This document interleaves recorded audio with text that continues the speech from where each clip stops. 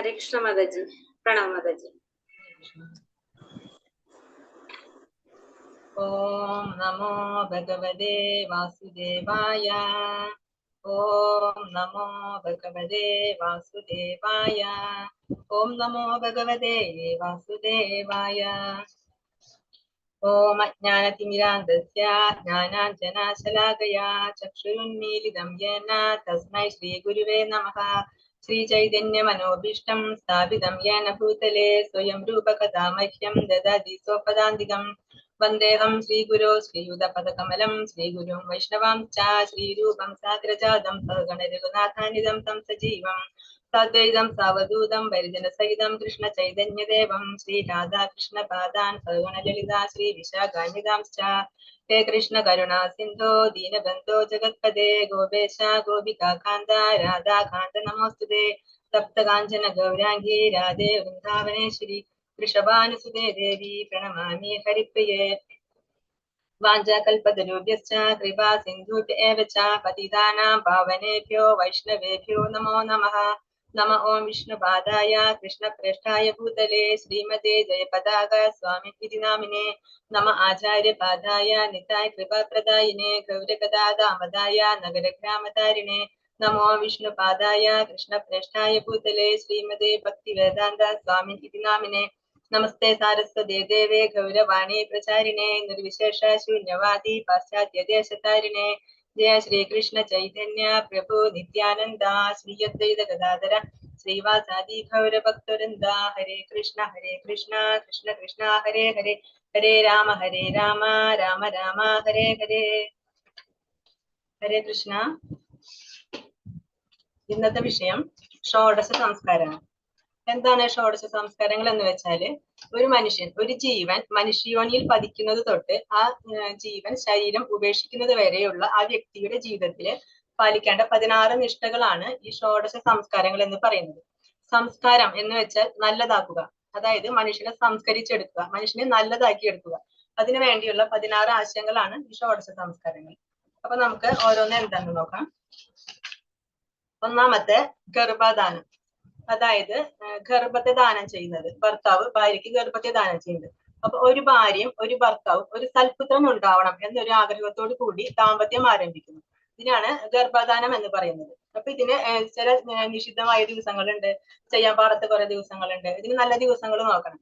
ഈ സ്ത്രീയുടെ ആർത്തവ ചക്രവും അതുപോലെ ചന്ദ്രന്റെ ഗതിയുമായി ബന്ധപ്പെടുത്തി അനുകൂലമായ ഒരു തിഥി തെരഞ്ഞെടുത്തിട്ട് അന്നേ ദിവസമാണ് ഈ ഭാര്യയും ഭർത്താവും ഒരു ഉത്തമ സന്താനത്തെ പ്രാർത്ഥിച്ചുകൊണ്ട് ഒരു ദാമ്പത്യം ആരംഭിക്കുന്നത്.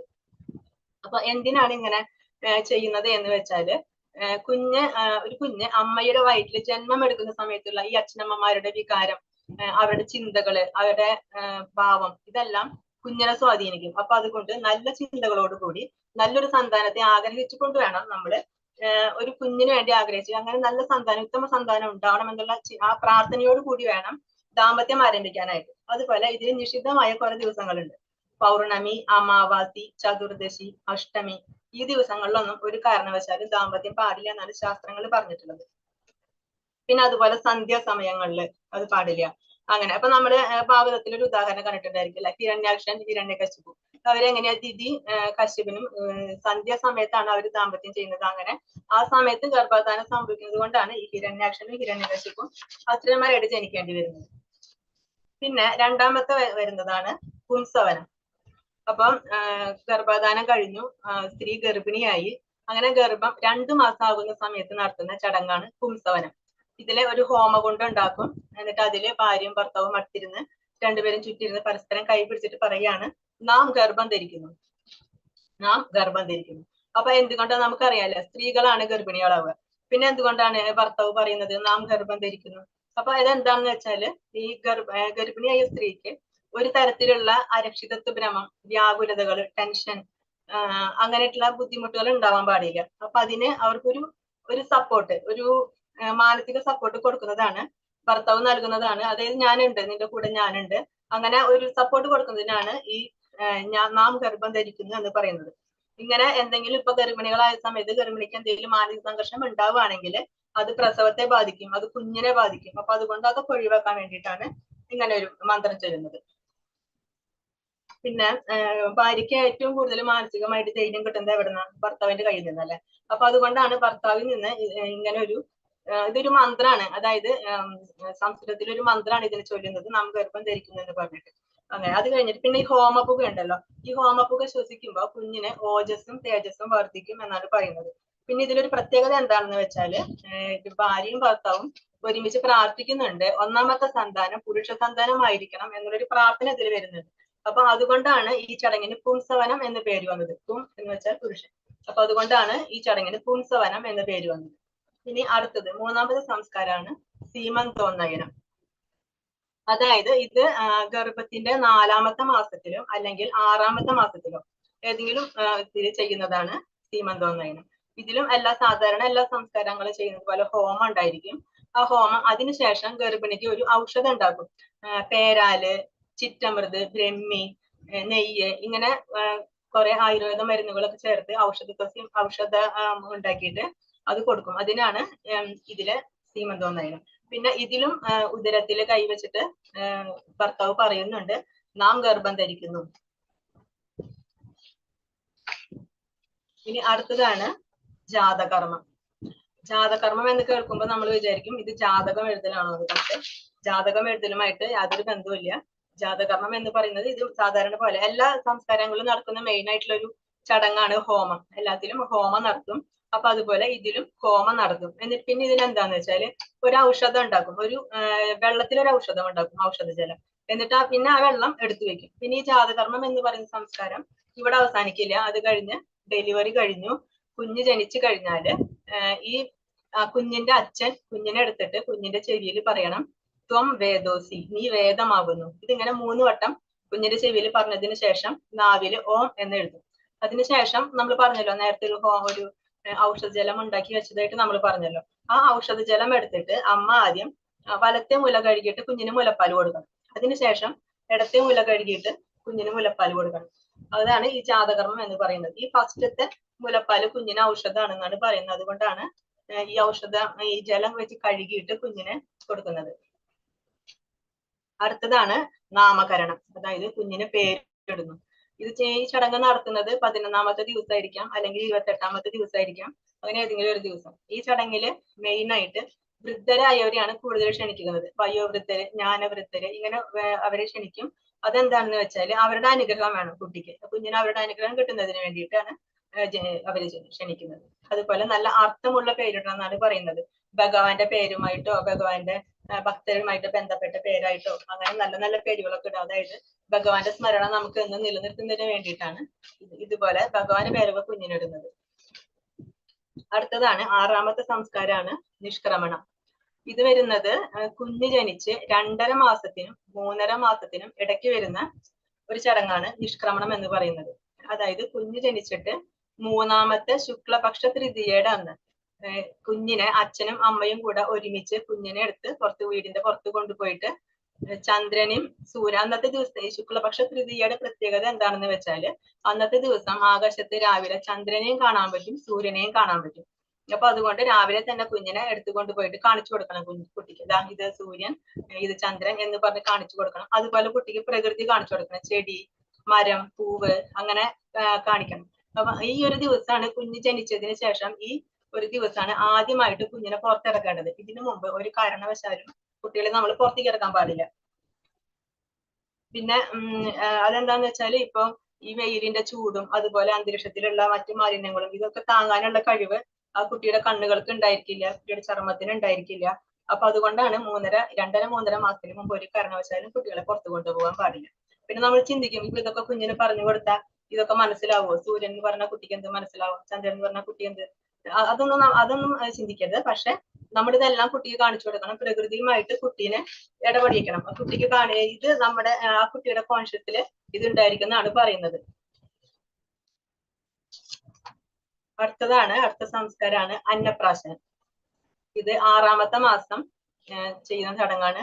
6 മാസം വരെ കുട്ടിക്ക് മുലപ്പാല് മാത്രമേ കൊടുക്കാൻ പാടുള്ളൂ എന്ന് പറയുന്നു. കാരണം കുട്ടിയുടെ ദഹനേന്ദ്രിയത്തിന് വലിയ ടൈറ്റ് ഫുഡൊന്നും ദഹിപ്പിക്കാനുള്ള ശക്തി ഉണ്ടായിരിക്കില്ല, അതൊക്കെ ആവുന്നുണ്ടാവുള്ളൂ. അപ്പൊ അതുകൊണ്ടാണ് 6ാം മാസത്തിലാണ് കുട്ടിക്ക് അന്നം കൊടുക്കുന്നത്. അതുപോലെ മധുരം, എരിവ്, പുളി, ചവർപ്പ്, അങ്ങനെ എല്ലാം മിക്സ് ചെയ്തിട്ടുള്ള ആ ഫുഡ് കൊടുക്കും കുട്ടിക്ക്. അത് കഴിഞ്ഞിട്ട് വരുന്ന ചടങ്ങാണ് ചൂടാകരണം. ഈ ചൂടാകരണം വരുന്നത് 1 വയസ്സ് കഴിഞ്ഞിട്ട് 3 വയസ്സിന് മുമ്പാണ് ഈ ചടങ്ങ് ചെയ്യുന്നത്. അതെന്താന്ന് വെച്ചാല് മുടി മുറിക്കല്. ഇപ്പൊ ജനിച്ച സമയത്ത് ഗർഭത്തിൽ വെച്ച് മുളച്ചിട്ടുള്ള മുടി ഉണ്ടല്ലോ തലയില്, ആ തലയിലുള്ള ആ മുടികൾ മുഴുവൻ വടിച്ചു കളയണം. 1 വയസ്സ് കഴിഞ്ഞാല് വടിച്ചു കളയണം. പക്ഷെ 1 വയസ്സിന് മുമ്പ് ഒരു കാരണവശാലും കുഞ്ഞിന്റെ മുടി വടിച്ചു കളയാൻ പാടില്ല. 1 വയസ്സ് കഴിഞ്ഞിട്ട് 3 വയസ്സിന് മുമ്പായിട്ട് ഇത് വടിച്ചു കളയണം. കാരണം ഇത് വടിച്ചു കളയുന്ന കുട്ടിക്ക് രോഗപ്രതിരോധ ശേഷി വർദ്ധിക്കും. അതുപോലെ ഇതിന് ദിവസങ്ങളുണ്ട് മുടി മുറിക്കുന്നതിന് വേണ്ടിയിട്ട്. ഞായർ, ചൊവ്വ, ശനി ഈ ദിവസങ്ങളിൽ മുടി മുറിക്കാൻ പാടില്ല. പിന്നെ ഈ ചടങ്ങിലുള്ള പ്രത്യേകത എന്താന്ന് വെച്ചാല് ഇപ്പൊ ഹോമം ഉണ്ടെന്ന് പറയല്ലോ എല്ലാ സംസ്കാരങ്ങളിലും. അപ്പൊ അതുപോലെ ഈ ചടങ്ങില് ചെയ്യുന്ന ഹോമം ചെയ്യുന്ന ആ ആചാര്യനും ആ ബ്രാഹ്മണനും അതുപോലെ മുടി മുറിക്കാൻ വരുന്ന ആ ക്ഷുരകനും ഒരേ ആസനവും നൽകണം, ഒരേ ദക്ഷിണയും നൽകണം. അതെന്തിനാണെന്ന് വെച്ചാല് എല്ലാ തൊഴിലും ഒരുപോലെ ഉത്കൃഷ്ടമാണ് എന്ന് കാണിക്കുന്നതിന് വേണ്ടിയിട്ടാണ് ഒരേ ആസനവും ഒരേ ദക്ഷിണയും നൽകുന്നത്. അടുത്തതാണ് 9ാമത്തെ സംസ്കാരമാണ് കാതുകുത്ത്. അത് ചൂടാകരണം കഴിഞ്ഞ് എത്രയും പെട്ടെന്ന് തന്നെ ചെയ്യേണ്ട സംസ്കാരമാണ് കർണവേദം. ഇത് ഈ ചൂടാകരണവും കർണവേദവും ഒരേ ദിവസം തന്നെ ചെയ്യുന്നവരും ഉണ്ട്, അല്ല 2 ദിവസങ്ങളായിട്ട് ചെയ്യുന്നവരും ഉണ്ട്. അതുപോലെ ആൺകുട്ടികളായാലും പെൺകുട്ടികളായാലും കാതുകുത്തും. ഇപ്പോഴത്തെ കാലത്തൊക്കെ പെൺകുട്ടികൾക്ക് മാത്രമല്ലേ കാതുകുത്തുള്ളൂ. പക്ഷെ പണ്ടൊക്കെ ആൺകുട്ടികൾക്കും കാതുകുത്തുമായിരുന്നു. ആ പെൺകുട്ടികൾക്കാണെങ്കിൽ ആദ്യം ഇടത്ത് കാത് കുത്തും, ആൺകുട്ടികൾക്കാണെങ്കിൽ ആദ്യം വലത് കാത് കുത്തും. അപ്പൊ എന്തുകൊണ്ടാണ് ഈ ആൺകുട്ടികൾക്ക് കാത് കുത്തുന്നത് വെച്ചാൽ അതിന്റെ ശാസ്ത്രീയ വശം എന്താണെന്ന് നോക്കി വെച്ചാല് ഈ കാത് കുത്തുന്ന സമയത്ത് പല ആത്മീയ ഗുണങ്ങളും കുട്ടിക്ക് ലഭിക്കുന്നതാണ് പറയുന്നത്. ഈ കാതിൽ നിന്ന് ബ്രെയിനിലേക്ക് ഒരു ഗ്രന്ഥി പോകുന്നുണ്ട്. അപ്പൊ ഈ കാത് കുത്തുന്ന സമയത്ത് ആ ഗ്രന്ഥി ആക്ടിവേറ്റ് ആവും. അപ്പൊ കുട്ടികൾക്ക് നല്ല ബുദ്ധിശക്തി ഉണ്ടായിരിക്കും, ചിന്താശേഷി ഉണ്ടായിരിക്കും, ശരിയായ തീരുമാനങ്ങൾ എടുക്കാനുള്ള ഒരു കഴിവുണ്ടായിരിക്കും. അതുപോലെ പ്രത്യുൽപാദ അവയവങ്ങള് ആരോഗ്യം കൂടും, ആന്തരിക ജ്ഞാനം ഉണ്ടാവും എന്നാണ് പറയുന്നത് കുട്ടികൾക്ക്. അതുകൊണ്ടാണ് പണ്ടൊക്കെ കാലങ്ങളിൽ എല്ലാവർക്കും കാത് കുത്തുമായിരുന്നു. അടുത്ത സംസ്കാരം ഉപനയനം. ഉപനയനം 4 വയസ്സിന് ശേഷം ചെയ്യുന്ന ഒരു ചടങ്ങാണ്. പൂണൂലൊക്കെ ധരിക്കുന്ന ചടങ്ങാണ്. 8 വയസ്സിന് മുമ്പായിട്ട് ചെയ്യും. അതായത് ഒരു ഗുരു ഉണ്ടായിരിക്കും, അവര് ഗുരുവിനെ ഏൽപ്പിക്കാണ്. അപ്പൊ ഗുരു ഗായത്രി ഉപദേശിക്കും, കുട്ടിക്ക് പൂണൂല് ധരിച്ചു കൊടുക്കും. അങ്ങനെ 1 വർഷം കുട്ടി ഈ ഗായത്രി ഉപാസന ചെയ്യണം. ഈ 1 വർഷം ഗായത്രി ഉപാസന ചെയ്ത് കുട്ടിക്ക് ഏകാഗ്രതയും അതുപോലെ പഠിക്കാനുള്ള ക്ഷമതയും ഉണ്ടെന്ന് ഉറപ്പ് വന്നാൽ മാത്രമേ കുട്ടീനെ പഠിപ്പിക്കുള്ളൂ. അല്ലെങ്കിൽ അത് വരുന്നത് വരെ ഈ കുട്ടി ഇങ്ങനെ ഗായത്രി ജപിച്ചുകൊണ്ടിരിക്കണം. അങ്ങനെയായിരുന്നു പണ്ടത്തെ സംസ്കാരം. ഇപ്പോഴത്തെ കാലത്തൊക്കെ എങ്ങനെയാണെന്നുണ്ടെങ്കിൽ 2.5 വയസ്സ് 3 വയസ്സൊക്കെ ആകുമ്പോഴേക്കും നമ്മൾ അംഗൻവാടിയിൽ വിട്ടു, LKG ചേർത്തു, അങ്ങനെ. പക്ഷെ പണ്ട് അങ്ങനെ ആയിരുന്നില്ല. അതുപോലെ പണ്ട് പഠിപ്പിക്കുന്ന സിസ്റ്റത്തിന് ഒരു വ്യത്യാസം ഉണ്ടായിരുന്നു. ഇപ്പോഴൊക്കെ ആദ്യം കുട്ടികൾ പഠിക്കുന്നത് ABCD ആയിരിക്കും അല്ലെ. പക്ഷെ പണ്ടൊക്കെ ഇങ്ങനെയാണ് നമ്മൾ തുടങ്ങിയിരുന്നത്. ഇതിന് ശാസ്ത്രീയമായ വശങ്ങളുണ്ട്. അതെന്തുകൊണ്ടാണെന്ന് വെച്ചാല് കുട്ടിക്ക് നല്ല ഉച്ചാരണ ശുദ്ധി ഉണ്ടാവാൻ വേണ്ടിയിട്ടാണ് ആ അക്ഷരം ആദ്യം പഠിപ്പിക്കുന്നത്. ഈ 3 അക്ഷരങ്ങളാണ് കുട്ടികളെ ആദ്യം പഠിപ്പിക്കേണ്ടത്. അതിന് കാരണം കുട്ടികൾക്ക് നല്ല ഉച്ചാരണ ശുദ്ധി ഉണ്ടാവാൻ വേണ്ടിയിട്ടാണ്. നാഭിയിൽ നിന്ന് ആരംഭിച്ച് ഹൃദയത്തിലൂടെ കണ്ടത്തിലൂടെ നാവിലെത്തുന്ന വർണ്ണങ്ങൾ. ഇതാണ് നമ്മുടെ അക്ഷര രീതി. എന്ന് പറയുന്ന നമ്മുടെ അക്ഷര രീതി അതാണ്. പക്ഷെ ABCD പഠിക്കുമ്പോൾ ഇതൊന്നും സംഭവിക്കുന്നില്ല. അതുപോലെ ആദ്യത്തെ ഉച്ചാരണം കണ്ടത്തിൽ നിന്ന് തുടങ്ങണം. അതിനാണ് വേദശാസ്ത്രങ്ങൾ പറയുന്നത്. അതാണ് എന്നുള്ള അക്ഷരം. അപ്പൊ തുടങ്ങിയ ഇങ്ങനെ സംസാരിച്ചു തുടങ്ങുന്ന ആ കുട്ടിക്ക് ഈ അക്ഷരസ്ഫൂർത്തിയോട് കൂടി നന്നായിട്ട് സംസാരിക്കാനായിട്ട് സാധിക്കും. അത് നമ്മൾ കണ്ടിട്ടുണ്ടാവൂലേ, നമ്മൾ മലയാളികള് ശ്രദ്ധിച്ചിട്ടുണ്ടാവും. മലയാളികൾക്ക് ഏത് ഭാഷയും പെട്ടെന്ന് വശാവും, അവർക്ക് ഏത് ഭാഷയും സംസാരിക്കാൻ പറ്റും. പക്ഷെ ഒരു വിദേശികൾക്ക് ഒരിക്കലും ഒരു മലയാളം ഫ്ലുവന്റ് ആയിട്ട് സംസാരിക്കാനായിട്ട് സാധിക്കില്ല. പിന്നെ അടുത്തത് വരുന്നതാണ് വിദ്യാരംഭം. അപ്പോ ഉപനയനം കഴിഞ്ഞ് ഗായത്രി ജപിച്ച് കുട്ടിക്ക് പഠിക്കാനുള്ള ഏകാഗ്രത വന്നു, ക്ഷമത വന്നു എന്ന് കണ്ടു കഴിഞ്ഞാല് വിദ്യാരംഭം തുടങ്ങുകയും അതിനെ ഗുരുകുലത്തിലേക്ക് അയക്കുകയാണ് ചെയ്യുക കുട്ടികളെ. ഗുരുകുലത്തിൽ താമസിച്ചിട്ട് അവിടെ നിന്നാണ് കുട്ടികൾ പഠിക്കുക. അത് വേദങ്ങളാണ് കുട്ടികളെ പഠിപ്പിച്ചിരുന്നത്. അതുകൊണ്ട് വേദാരംഭം എന്നും പറയാറുണ്ട്, വിദ്യാരംഭം എന്നും പറയും. ഗുരുകുലത്തിൽ കുട്ടികൾ താമസിക്കും, അവിടെ നിന്ന് കുട്ടികൾ പഠിച്ച് ഇപ്പൊ ഇന്നത്തെ പോലെ രാവിലെ പോയി വൈകിട്ട് വരുന്ന സിസ്റ്റം ആയിരുന്നില്ല പണ്ട് കാലത്ത്. അത് കഴിഞ്ഞ് കുട്ടി അവിടെ പഠിച്ചു കഴിഞ്ഞ് പഠനം പൂർത്തിയാക്കി വരുന്നതിനെയാണ് അടുത്ത സംസ്കാരം പറയുന്നത് സമാവർത്തനം. പഠനം കഴിഞ്ഞിട്ട് ഗുരുവിന് ദക്ഷിണ കൊടുത്ത് ഗുരുവിന്റെ അനുഗ്രഹം വാങ്ങി ഗുരുകുലത്തിൽ നിന്ന് സ്വന്തം വീട്ടിലേക്ക് മടങ്ങുന്നു. അപ്പൊ ഒരു പ്രതിജ്ഞ ചെയ്യാണ് അവിടെ, ഈ പഠിച്ചതെല്ലാം സമ്യക് എന്ന് വെച്ചാൽ നല്ല പോലെ, ഈ പഠിച്ചതെല്ലാം നല്ല പോലെ ആവർത്തിച്ചു കൊള്ളാം എന്ന് ഗുരുവിനോട് പ്രതിജ്ഞ ചെയ്തുകൊണ്ട് മടങ്ങുന്നു. അതുകൊണ്ടാണ് ഈ സംസ്കാരത്തിന് സമാവർത്തനം എന്ന പേര് വന്നത്. അടുത്തതാണ് വിവാഹവും ഗൃഹസ്ഥാശ്രമവും. അതായത് ഉചിതമായ രീതിയിൽ വിവാഹം നടത്തുക എന്നാണ് പറയുന്നത്. ഈ ഉചിതമായ രീതിയിൽ എന്ന് പറയുന്ന വാക്ക് വളരെ പ്രധാനപ്പെട്ടതാണ്.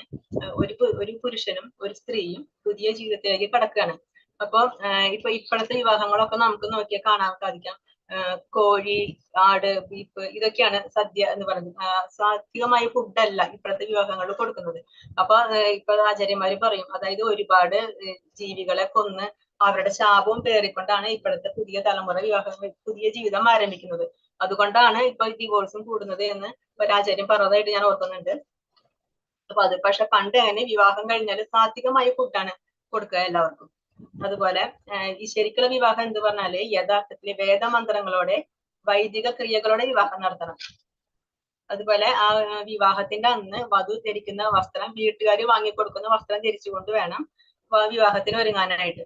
താലികെട്ടിന് ശേഷം വരൻ വധുവിന് പുടവ കൊടുക്കും. പുടവ അതൊരു പ്രതിജ്ഞയാണ്. അതായത് ഇനി മുതൽ നിനക്ക് വേണ്ട വസ്ത്രം വാങ്ങിത്തരേണ്ടത് എന്റെ ഉത്തരവാദിത്തമാണ്, എന്റെ കടമയാണ്, അത് ഞാൻ ചെയ്യും എന്നുള്ള പ്രതിജ്ഞ. അതിനുശേഷമാണ് ആ പുടവ ചുറ്റിയിട്ട് ഭർത്തൃത്വത്തിലേക്ക് വധു പോകുന്നത്. അതുവരെ സ്വന്തം അച്ഛനും അമ്മയും വാങ്ങി തന്ന വസ്ത്രം ധരിച്ചിട്ടാണ് വധു നിൽക്കുന്നത്. പിന്നെ അത് കഴിഞ്ഞു, വിവാഹം കഴിഞ്ഞു, അടുത്തത് ഗൃഹസ്ഥാശ്രമം.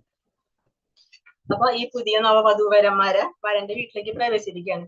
അപ്പൊ വിവാഹം കഴിഞ്ഞു കഴിഞ്ഞാൽ പിന്നെ വധുവിന്റെ വീട് ഏതാ? വരന്റെ വീടാണ്. അപ്പൊ പുതിയ അവളോട്ട് പോവാണ്. അതിനാണ് ഗൃഹസ്ഥാശ്രമം. അപ്പൊ ഇനി മുതൽ പെൺകുട്ടിയുടെ വീട് ഇതാണ്. അപ്പൊ മകന്റെ ഭാര്യനെ അമ്മ എങ്ങനെ സ്വീകരിക്കണം, വരന്റെ അമ്മ എങ്ങനെ സ്വീകരിക്കണം? മകളായിട്ട് സ്വീകരിക്കണം. അപ്പൊ അതിനെ പറയുന്നതാണ് മറുമകൾ എന്നാണ് പറയാ. മറ്റൊരു മകളായിട്ട് സ്വീകരിക്കുന്നു, മറുമകൾ. പക്ഷെ ഇപ്പൊ അതൊക്കെ മാറി മരുമകൾ എന്നുള്ള വേട് വന്നു. അങ്ങനെ വധൂവരന്മാരെ വീട്ടിലേക്ക് പ്രവേശിച്ച് തലയിൽ അക്ഷതം ഇട്ട് തേനും പാലും കൊടുത്ത് സ്വീകരിക്കുന്നു. അതിനുശേഷം വീട്ടിലേക്ക് കടന്നിട്ട് അവര് ആദ്യം തന്നെ ചെയ്യേണ്ടത് ഗൃഹനാഥനെ നമസ്കരിക്കണം. അപ്പൊ ആരാണ് ഗൃഹനാഥൻ വീട്ടിലെ? ഇപ്പോഴൊക്കെ വീട്ടിൽ ചെന്നാൽ പറയും വീട്ടിലെ ഏറ്റവും മുതിർന്ന ആൾ ആരാണോ അതാണ് ഗൃഹനാഥൻ. പക്ഷെ എന്നാൽ ശാസ്ത്രത്തിൽ പറയുന്നത് അതല്ല. വീട്ടിലെ ഗൃഹനാഥൻ എന്ന് പറയുന്നത് അഗ്നിയാണ്. എല്ലാ വീട്ടിലും ഗൃഹനാഥൻ ഒന്നാണ്, അഗ്നി. ആ അഗ്നിനെയാണ് നമ്മൾ നമസ്കരിക്കേണ്ടത്. കൊളുത്തി വെച്ച വിളക്കുണ്ടായിരിക്കും. ആ വിളക്കിന്റെ മുമ്പിൽ നിന്നിട്ട് ഭാര്യയും ഭർത്താവും അഗ്നിനെ നമസ്കരിക്കണം. നമസ്കരിച്ചിട്ട് പറയണം, ഈ അഗ്നി എന്നും ഞാൻ തെളിയിക്കാം, എന്നും പഞ്ചമഹായജ്ഞങ്ങൾ ഞാൻ എന്നും ചെയ്തു കൊള്ളാം എന്നുള്ളൊരു പ്രതിജ്ഞയാണ് ഗൃഹനാഥനെ നമസ്കരിച്ചിട്ട് അഗ്നിക്ക് മുമ്പിൽ നമസ്കരിച്ചിട്ട് നമ്മൾ ചെയ്യുന്നത്. അങ്ങനെ അവരൊരു പുതിയ ജീവിതം ആരംഭിക്കുന്നത്. അടുത്തതാണ് 14ാമത്തെ സംസ്കാരമാണ് വാനപ്രസ്ഥം. വാനപ്രസ്ഥം എന്ന് പറഞ്ഞാല് മക്കൾക്ക് മക്കൾ ഉണ്ടായി കഴിഞ്ഞാല് കുടുംബഭാരം മക്കളെ ഏൽപ്പിക്കണം എന്നാണ് പറയുന്നത്. മക്കളെ ഏൽപ്പിച്ചിട്ട് നമ്മൾ സ്വസ്ഥമായിട്ടിരിക്കുക. അത് എന്തിനാണെന്ന് വെച്ചാല് അല്ലെങ്കിൽ മക്കൾക്ക് ഉത്തരവാദിത്വ ബോധം ഉണ്ടായിരിക്കില്ല. അപ്പൊ അതുകൊണ്ട് പിന്നെ നമ്മള് വേറെ വീട്ടിലെ കാര്യങ്ങളൊന്നും ഇടപെടാൻ പാടില്ല, എല്ലാം മക്കളെ ഏൽപ്പിക്കുക. അത് കഴിഞ്ഞിട്ട് പണ്ടൊക്കെ വാനപ്രസ്ഥം എന്ന് പറയുമ്പോൾ വനത്തിൽ പോകും. പക്ഷെ വനത്തിൽ പോകേണ്ട ആവശ്യമൊന്നുമില്ല. അതായത് നമുക്ക് വനത്തിൽ പോകുന്നത് എന്തിനാ? ഒരു ഏകാഗ്രത കിട്ടാൻ വേണ്ടിയിട്ട്, ഒരു ആരും ശല്യപ്പെടുത്താൻ ആരും ഉണ്ടാവില്ല, ഒരു ഇത് കിട്ടാൻ വേണ്ടിയിട്ടാണ്. അപ്പൊ അങ്ങനെ ഒരു സിറ്റുവേഷൻ നമുക്ക് വീടുകളിൽ തന്നെ ഉണ്ടാക്കിയെടുക്കാനായിട്ട് പറ്റും. അപ്പൊ അങ്ങനെ ഒരു സിറ്റുവേഷൻ വീടുകളിൽ ഉണ്ടാക്കുക, മറ്റുള്ള കാര്യങ്ങളിൽ ഇടപെടാതിരിക്കുക, മറ്റുള്ളവരുടെ കാര്യങ്ങൾ അനാവശ്യമായിട്ട് ഇടപെടാതിരിക്കുക, വീട്ടിൽ തന്നെ ഇങ്ങനെ ഒതുങ്ങി നല്ല നല്ല കാര്യങ്ങൾ മാത്രം ചിന്തിച്ച് നല്ലത് മാത്രം പ്രവർത്തിച്ച് അങ്ങനെ ഇരിക്കുക. അതിനാണ് ഈ വാനപ്രസ്ഥം എന്ന് പറയുന്നത്. അതായത് ഒന്നിനോടും അറ്റാച്ച്മെന്റ് ഇല്ല, എല്ലാത്തിലുള്ള അറ്റാച്ച്മെന്റ് വിട്ടിട്ട് ഡിറ്റാച്ച്ഡ് ആയിട്ടിരിക്കുക. അതാണ് വാനപ്രസ്ഥം. അടുത്ത സംസ്കാരമാണ് സന്യാസം. സന്യാസം എന്ന് പറയുന്നത് ഇപ്പം നമ്മുടെ ഇന്ദ്രിയങ്ങൾക്കൊക്കെ ശക്തമായ ഓർമ്മശക്തിയാണ് ഉണ്ടെന്നാണ് പറയുന്നത്, യോഗശാസ്ത്രം പറയുന്നത്. അപ്പൊ ഇന്ദ്രിയ വിഷയങ്ങളിൽ നിന്ന് മാറ്റി നിർത്തണം. വേണ്ടപ്പെട്ട വ്യക്തികളിൽ നിന്ന്, അതുപോലെയുള്ള മറ്റുള്ള ചുറ്റുപാടുകളിൽ നിന്ന് ഇതിനെല്ലാം നമ്മൾ ശ്രദ്ധാപൂർവം വിട്ടു നിൽക്കുക. ഭൗതിക ബന്ധനങ്ങളിൽ നിന്നുള്ള അറ്റാച്ച്മെന്റ് ഒഴിവാക്കി ആധ്യാത്മിക കാര്യങ്ങൾ കൂടുതൽ ശ്രദ്ധ കേന്ദ്രീകരിക്കുക. അതിനാണ് ഈ സന്യാസം എന്ന് പറയുന്നത്. ഗീതയിൽ പറയുന്നുണ്ടല്ലോ, യം യം വിസ്മരൻ ഭാവം തജത്തന്റെ കളയവരം. നമ്മൾ ഏത് ഭാവത്തോടു കൂടിയാണ് നമ്മൾ മരിക്കുന്നത് അതിനെ പ്രാപിക്കും. അപ്പൊ മരണസമയത്ത് നമുക്ക് ഭഗവാന്റെ ചിന്ത വരണം എന്നുണ്ടെങ്കിൽ നമ്മൾ കൂടുതൽ ഭൗതിക കാര്യങ്ങളിൽ മുഴുകി കൂടുതൽ ഭൗതികമായ എല്ലാം ചെയ്തിരിക്കണമെങ്കിൽ നമുക്ക് ഒരിക്കലും ഭഗവാന്റെ ചിന്ത വരില്ല. അപ്പൊ അതുകൊണ്ട് അതിൽ നിന്നെല്ലാം ഡിറ്റാച്ച്ഡ് ആയി നമ്മൾ ഭഗവാന്റെ കാര്യങ്ങൾ കൂടുതൽ ശ്രദ്ധിക്കാൻ വേണ്ടിയിട്ട് ആധ്യാത്മിക കാര്യങ്ങൾ കൂടുതൽ ചെയ്ത് അങ്ങനെ ജീവിക്കുക. അതാണ് സന്യാസം. അത് കഴിഞ്ഞിട്ട് അവസാനത്തെയും 16ാമത്തെയുമായ സംസ്കാരമാണ് അന്ത്യേഷ്ടി. അന്ത്യം എന്ന് പറഞ്ഞാല് അവസാനം, ഇഷ്ടി എന്ന് പറഞ്ഞാല് യാഗം. അന്ത്യേഷ്ടി എന്ന് പറയുന്നത് അന്ത്യമായ ഇഷ്ടി, അതായത് അവസാനത്തിൽ ചെയ്യേണ്ടതായ യാഗത്തെയാണ് ഈ അന്ത്യേഷ്ടി എന്ന് പറയുന്നത്. ശവദാഹം മുതൽ ഒരു ജീവൻ ഭൗതിക ശരീരം ഉപേക്ഷിച്ചു കഴിഞ്ഞാലുള്ള ആ ശരീരം ദഹിപ്പിക്കുന്നത് മുതൽ പിണ്ടം വരെയുള്ള പിതൃകർമ്മങ്ങളാണ് ഈ അന്ത്യേഷ്ടി എന്ന് പറയുന്നത്. ഇപ്പൊ ഭഗവാൻ കൂട്ടിക്കൊണ്ടിരുന്ന ശരീരം ക്ഷേത്രം എന്നാണ് പറയുന്നത്. ഗീതയിൽ പറയുന്നുണ്ട്, ഇതം ശരീരം കൗന്ദയ ക്ഷേത്രം നിത്യവിധീയത. അപ്പൊ ഈ ക്ഷേത്രത്തെ നമ്മൾ ആചാരവിധി പ്രകാരം സംസ്കരിക്കണം. അപ്പൊ നമ്മുടെ ശരീരം നിർമ്മിച്ചിരിക്കുന്നത് ഭൗതിക പദാർത്ഥങ്ങൾ കൊണ്ടാണല്ലോ, നമ്മൾ പഠിച്ചിട്ടുണ്ട് പ്രകൃതിയിൽ. അപ്പം ഈ ഭൗതിക പദാർത്ഥങ്ങള് പഞ്ചമഹാഭൂതങ്ങള്, അതുപോലെ മനസ്സ്, ബുദ്ധി, നിത്യാഹങ്കാരം. അപ്പം ഈ എപ്പോഴാണോ ഈ ജീവാത്മാവ് ശരീരത്തിൽ നിന്ന് വിട്ടുപോകുന്നത്, ആ സമയത്ത് ഈ സൂക്ഷ്മ പദാർത്ഥങ്ങളായ മനസ്സ്, ബുദ്ധി, നിത്യാഹങ്കാരം ഇത് ശരീരത്തിൽ നിന്ന് അപ്രത്യക്ഷമാകും. പിന്നെ ബാക്കിയുള്ളതാണ് ഭൂമി, ജലം, അഗ്നി, വായു, ആകാശം, പഞ്ചമഹാഭൂതങ്ങൾ. അപ്പൊ ഇത് എവിടെന്നാ വന്നിട്ടുള്ളത്? ഈ ഭൗതിക പ്രകൃതിയിൽ നിന്നാണ് വന്നിട്ടുള്ളത്. അപ്പൊ പഞ്ചമഹാഭൂതങ്ങൾ നിർമ്മിതമായിട്ടുള്ള ഈ ശരീരത്തെ നമ്മൾ ഈ പഞ്ചമഹാഭൂതങ്ങളിൽ തന്നെ ലയിപ്പിക്കണം. അതാണ് അന്ത്യേഷ്ടി എന്ന് പറയുന്ന ചടങ്ങ്. അപ്പൊ ശരീരത്തെ നമ്മൾ ദഹിപ്പിക്കും അഗ്നിയിൽ ദഹിപ്പിക്കുമ്പോ ഈ അഗ്നിയിൽ നിന്ന് വന്ന അംശം അഗ്നിയിലേക്ക് തന്നെ മടങ്ങിപ്പോകും. അതുപോലെ കത്തിക്കൊണ്ടിരിക്കുന്ന സമയത്ത് ഇതില് കുറെ അംശം വായുവിലേക്ക് പോകും. അപ്പൊ വായുവിൽ നിന്ന് വന്നിട്ടുള്ള നമ്മുടെ ശരീരത്തിലെ ആ അംശം ആ വായുവിലേക്ക് തന്നെ മടങ്ങിപ്പോയി. അതുപോലെ ശരീരം കത്തുന്ന സമയത്ത് വലിയൊരു അംശം തന്നെ ആകാശത്തിൽ, അതായത് ഈ കത്തുന്ന ഈ തീയാളുന്ന ഇങ്ങനെ ഒരു ശബ്ദം കേൾക്കാം നമുക്ക്. അപ്പൊ അതിലെ ആകാശത്തിന്റെ അംശം അതില് തന്നെ പോയി. അങ്ങനെയാണ് ഒരു 70 കിലോ 80 കിലോ ഉള്ള ആ ഒരു ശരീരം വെറും ഒരു 2 കിലോ 1 കിലോ ഒക്കെ ഉള്ള ഒരു ചാരായിട്ട് മാറും. അങ്ങനെ അപ്പൊ ആ ചാരത്തിന്റെ ഒരു ഭാഗം ഭൂമിയിൽ താഴ്ത്തിയിട്ട് അവിടെ വാഴയോ അല്ലെങ്കിൽ തെങ്ങോ അങ്ങനെ എന്തെങ്കിലുമൊക്കെ നടും. അപ്പൊ എന്തായി, ഈ നമ്മുടെ ശരീരത്തിൽ ഭൂമി എന്ന് പറയുന്ന ഭൂമിയുടെ അംശം അതിൽ തന്നെ ലയിച്ചു.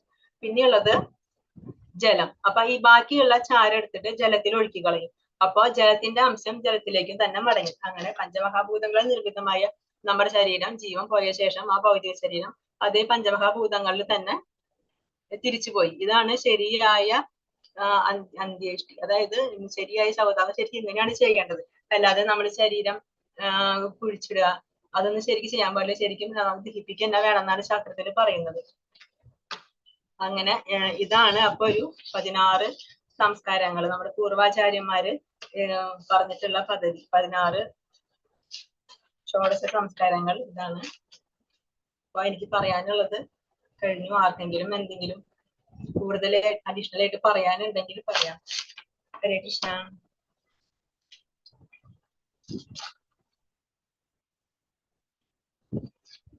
हरे कृष्ण माताजी, प्रणाम माताजी। हरे कृष्ण।